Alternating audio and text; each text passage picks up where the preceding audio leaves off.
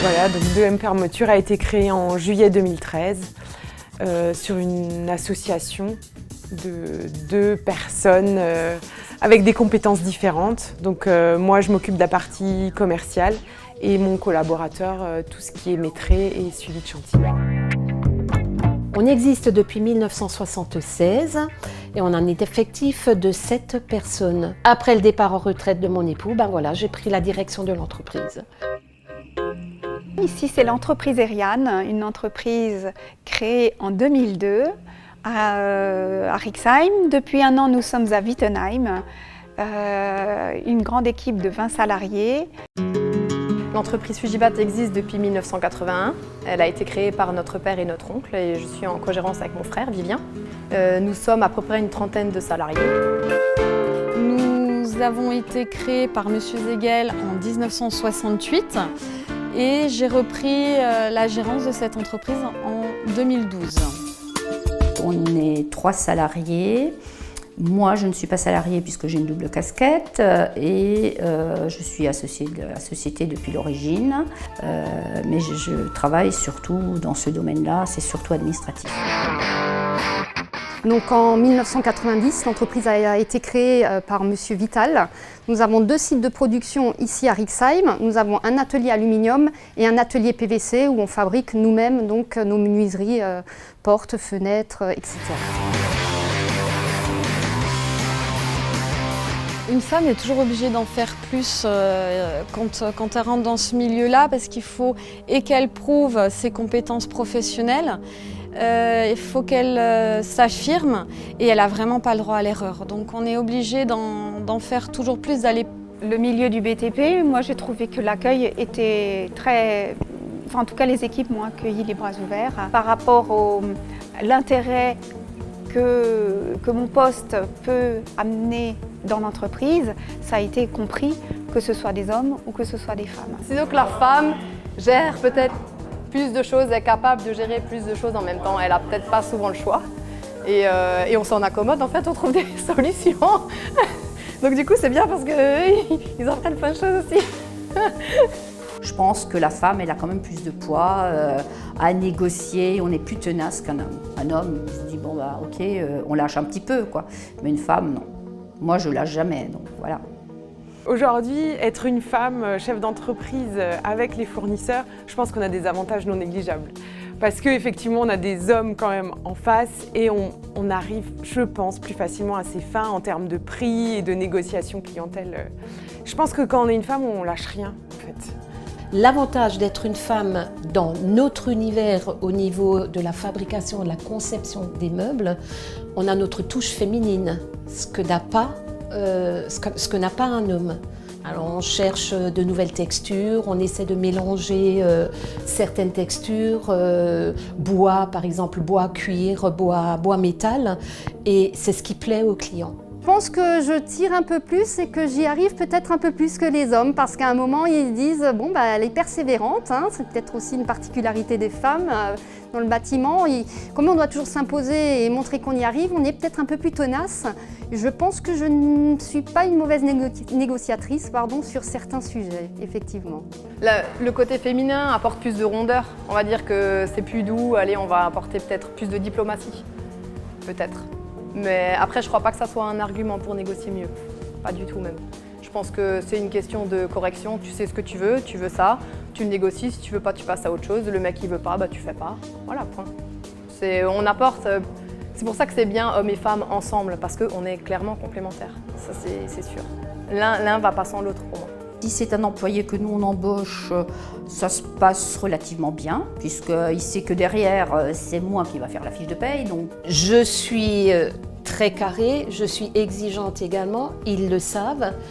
Et par contre, au niveau du relationnel, il n'y a aucun problème. Ils connaissent nos exigences, donc j'ai aucun problème, je sais me faire respecter.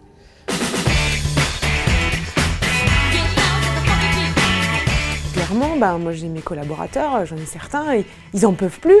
Mais ça peut arriver à tout le monde. Mais je veux que la porte soit ouverte et que je puisse l'entendre et l'écouter et qu'on trouve des solutions. Et voilà. Et ça, je pense que ça change rien qu'on soit un homme ou une femme, c'est une conviction personnelle.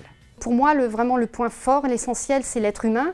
Et une fois qu'il est bien dans son environnement de travail, que ça lui plaît, qu'il vient avec le sourire, après la journée se passe toute seule, mais s'il y a des problèmes ou il y a des litiges, ben, on les résout tous ensemble, on en parle et c'est pas tabou parce que ça arrive tous les jours hein, dans n'importe quel corps de métier. Donc pour moi, c'est vraiment l'être humain qui est très important, oui. Il m'est déjà arrivé d'avoir des salariés qui m'ont dit que j'étais trop perfectionniste. Pour moi, c'est un compliment vis-à-vis de mes clients. Casse-bonbon, ouais, parce que quand on est perfectionniste, on embête les gens à un moment donné. Mais c'est ce qui fait qu'au jour d'aujourd'hui, je suis pleinement épanouie dans mon travail parce que j'ai un très beau produit fini.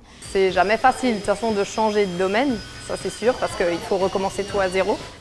Le bâtiment, c'est un milieu encore à part, c'est un milieu d'hommes. Mais bon, après, voilà, j'étais d'avant dans un milieu de femmes, aujourd'hui d'hommes, c'est différent, voilà. Après, il a fallu tout réapprendre et puis j'ai pas fini. Donc voilà, c'est jamais simple en rien, mais tout est possible. Je n'ai pas le sentiment, depuis que je suis là, que être une femme soit un problème. Être une femme apporte le côté féminin qu'il y a en tout homme et qui permet que ces hommes puissent aussi se sentir bien à l'aise dans leur métier. Aujourd'hui, je trouve que les difficultés d'être une femme dans le bâtiment, c'est à un moment donné, souvent dans le bâtiment, on cherche la confrontation. Et nous, en tant que femmes, on est dans la sympathie, on recherche des compromis acceptables, on va être dans la discussion. Alors qu'à un moment donné, un homme, il va être beaucoup plus dur que nous. Et des fois, je remarque quand même que certains clients cherchent une confrontation et veulent un homme en face qui leur répond de façon plus dure. Alors que nous, on va discuter, on va remettre les choses en question, Voilà, je pense que ça, c'est plus difficile aujourd'hui. Qu'est-ce qu'elle vient faire ici? C'est une femme, elle ne sait pas faire, quoi. Donc voilà. Bah, c'est les clients, les gens aujourd'hui, ils ont un regard un peu différent sur la femme encore. Hein. Puis gérer une entreprise d'une trentaine de personnes, quand tu tombes dedans, c'est pas simple du jour au lendemain. Après, il y a aussi les tensions familiales qui sont pas toujours simples, parce que tout est mélangé. Voilà, on est frères, sœurs, pères, filles, donc on se parle pas toujours bien dans le travail, alors qu'on fait peut-être plus d'efforts avec des gens qu'on connaît moins. Il y a plus de 10 ans, j'ai bien senti qu'on se posait beaucoup de questions parce que j'étais une femme et que c'était d'autant plus compliqué parce que j'étais la seule, il y a 10 ans, commerciale qui vendent des fenêtres. Aujourd'hui, ça commence un petit peu, je rencontre d'autres femmes qui sont commerciales. Il y a tant de belles choses à apprendre. C'est un univers qui est tellement large et il y a un épanouissement au niveau de la personne qui est énorme. Le relationnel avec le client, le fait de rencontrer des gens, le fait de côtoyer même diverses catégories sociales, c'est enrichissant et c'est très très intéressant. Il faut y aller, il ne faut pas avoir peur. Prendre du plaisir dans ce qu'on fait parce qu'on y passe quand même plus de temps dans une journée qu'avec ses proches à la maison. Mais que ce soit le métier du BTP ou un autre métier, quand on a envie et qu'on sent que c'est ses tripes qui parlent pour le faire, il faut y aller. On fonce. Et puis un métier, il est là pour exister à un moment donné, il est là aussi pour évoluer. Et si dans les années qui s'écoulent, elle veut faire autre chose, elle aura toujours les capacités de pouvoir s'adapter et de faire autre chose. Je pense que c'est un peu dans tous les métiers où il faut qu'on montre un peu plus que les hommes, mais il y a vraiment la place pour les femmes dans le bâtiment, j'en suis sûre. Et moi, il y a une phrase qui m'a marquée, que M. Vital m'avait dit il y a quelques années. Il m'avait dit « mais si ça continue, je vais embaucher que des femmes ». Donc ça montre bien qu'on a notre place dans le bâtiment.